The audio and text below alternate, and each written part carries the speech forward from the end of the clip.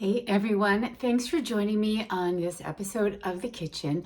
And this week I want to talk about a recipe that I kind of am working out, just discovered at a recent lunch, and it was, I believe, Turkish. So we had this giant Middle Eastern platter, and it was kind of hummus and tzatziki and different, all kinds of dipping things. It was really yummy and delicious. And there was this one thing I was like, I don't really know what this is, but in true fashion, I'm like, I would like to try it.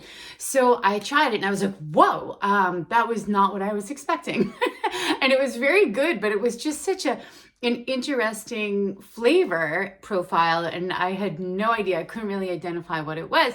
So I asked, and it was simply walnuts and pomegranate. So just blended together. So this week I'm working on the right blend of walnuts and pomegranate because they're two of my most favorite foods for anti-inflammatory diets or properties, and it's pomegranate season. So December and, kind of a little bit into January, we have pomegranates, and they're yummy, they're delicious, they are super expensive, but they are absolutely worth every annual that you can pull out of there.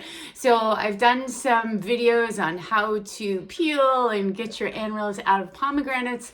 You can go back. I might, maybe if I get really into this walnut pomegranate kind of hummus dip recipe, maybe I will do it next week, and I'll go over how to get your annuals out of your pomegranates. So get your omega-3s, get your anti-inflammatory properties from your foods, and we're going to give it a try and be festive. So I know sometimes I'll do like a pomegranate drink. Festive is around the holidays, but this is pretty awesome. And I might just kind of decorate the top of it with a few of those annuals to make it red and festive. So that is my episode this week of The Kitchen, and I will update next week on how my recipe turns out. So apparently it's just walnuts and pomegranates. We're going to toss them in the blender, see what happens. All right, guys, have a great week. See you next.